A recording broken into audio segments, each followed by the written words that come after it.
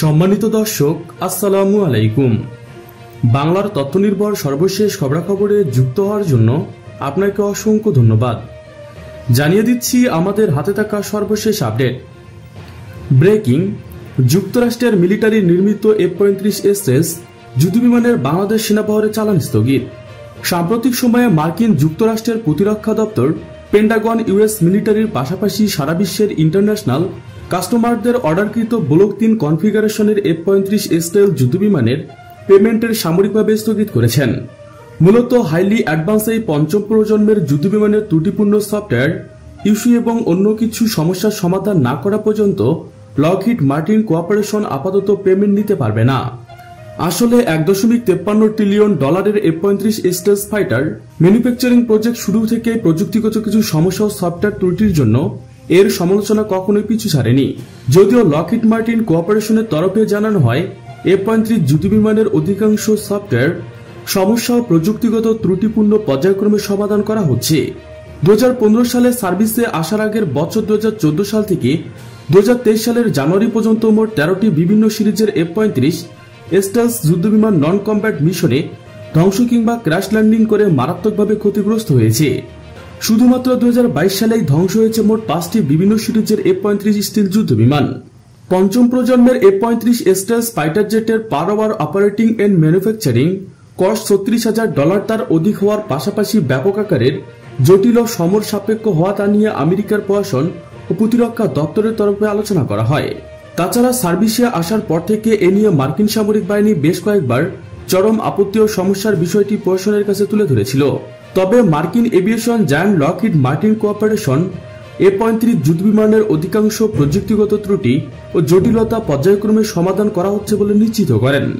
আসলে মার্কিন যুক্তরাষ্ট্রের সামরিক বাহিনী তার বিমানবহরে থাকা সকল পুরনো 15 এবং F-16 যুদ্ধবিমানের রিপ্লেস হিসেবে পর্যায়ক্রমে joint strike 35 advance stealth jet fighter সার্ভিসে আনতে চেয়েছিল। তবে বর্তমানে এর কিছু প্রযুক্তিগত সমস্যা ও অত্যন্ত ব্যয়বহুল অপারেটিং কাস্টমাইজের জন্য অনেকটাই হতাশ হয়ে বিমানবহরে আগে থেকে থাকা 608টি পুরনো F-16 ব্লক 40-50 সিরিজের যুদ্ধবিমানকে নতুন জেট ইঞ্জিন ও অ্যাভিওনিক্স সিস্টেম দ্বারা আপগ্রেড করা আরও দীর্ঘ সময় পর্যন্ত অপারেশনাল রাখার সিদ্ধান্ত নিয়েছে ইউএস জার্নাল ফোর্স। আর এই পরিকল্পনা বাস্তবায়নে কয়েক বিলিয়ন ডলার অর্থ বরাদ্দ দিয়ে রেখেছে মার্কিন প্রশাসন। মোট কথা, বর্তমানে সার্ভিসে থাকা চতুর্থ প্রজন্মের সিঙ্গেল ইঞ্জিনের F-16 যুদ্ধবিমানগুলোকে নতুন করে 22টি অত্যাধুনিক প্রযুক্তি ইনস্টল করে এর সার্ভিস লাইফ টাইম আরো 40 বছর পর্যন্ত বাড়িয়ে নিতে চায় মার্কিন বিমান বাহিনী। আর ভবিষ্যতে মার্কিন বিরোধী শিবিরকে মোকাবেলায় F-16 এবং F-15 যুদ্ধবিমানগুলোকে সার্ভিসে রাখার পাশাপাশি প্রায় হাজারের কাছাকাছি F-35BC সিরিজের স্টেলথ ফাইটার জেট 2023 সালের মধ্যে পর্যায়ক্রমে সার্ভিসে আনতে চায় দেশটি। বিশাল সুখবর, রুশ নির্মিত 8টি যুদ্ধবিমান ট্যাঙ্ক বিধ্বংসী ক্ষেপণাস্ত্র ও সমরাস্ত্র যুক্ত বাংলাদেশ সেনাবহরে। রাশিয়া থেকে আবারও 8টি বহুমাত্রিক যুদ্ধবিমান কিনছেন বাংলাদেশ। সেদেশের একটি শীর্ষস্থানীয় বিমান নিরাপত্তা প্রতিষ্ঠান আধুনিক প্রযুক্তির এই 8টি যুদ্ধবিমান সরবরাহ করবে বলে মনে করা হয়। মস্কো ভিত্তিক গবেষণা সংস্থা centre for analysis and world arm ট্রেডের এক প্রতিনিধির বরাত দিয়ে রাশিয়ার সরকারি বার্তা সংস্থা স্পুটনিক গত শুক্রবার রাশিয়ার ইউএসসি বাংলাদেশ যুদ্ধবিমান সরবরাহের কাজটি পেতে পারে শীর্ষক প্রতিবেদনটি প্রচার করেন। সিআরডব্লিউর একজন প্রতিনিধি স্পুটনিককে বলেন, আধুনিক প্রযুক্তির SU-35 MiG-35 SU-30SM যুদ্ধবিমান উৎপাদনকারী ইউনাইটেড এয়ারক্রাফট কোঅপারেশনের দরপত্র পাওয়ার ক্ষেত্রে অন্যতম প্রধান প্রতিদ্বন্দ্বী।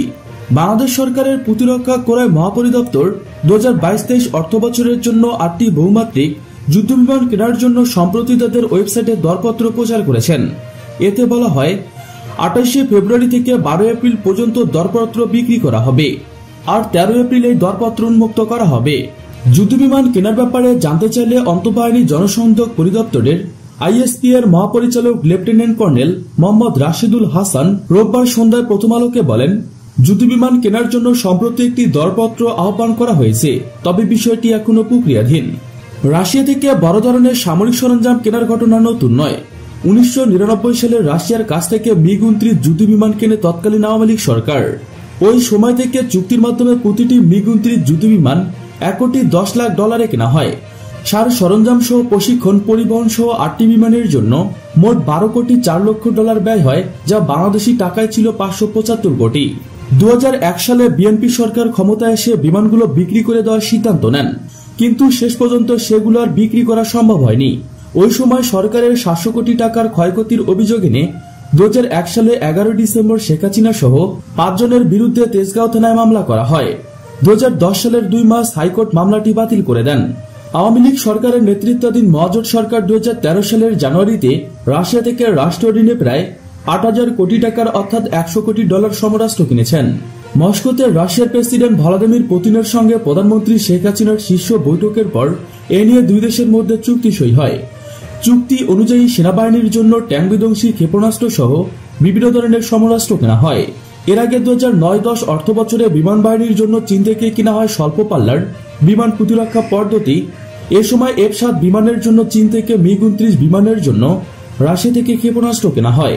2010-11 অর্থ বছরে চতুর্থ প্রজন্মের 16টি যুদ্ধবিমান F-7 BG-1 এবং রাশিয়ার তৈরি Mi-171 SU হেলিকপ্টার কেনা হয়। প্রিয় দর্শক, আজকে পর্যন্তই। শুরু থেকে শেষ পর্যন্ত চেষ্টা করছি বাংলার সামরিক অর্থনৈতিক সঠিক তথ্য উপস্থাপন করতে। আপনাদের কোনো তথ্য কিংবা পরামর্শ থেকে থাকলে তা কমেন্ট করে জানিয়ে দিতে পারেন। নিশ্চয়ই আবার দেখা হবে নতুন কোনো বিষয় নিয়ে। ততক্ষণ পর্যন্ত ভালো থাকুন, সুস্থ থাকুন। Thanks for watching my video. আল্লাহ হাফেজ।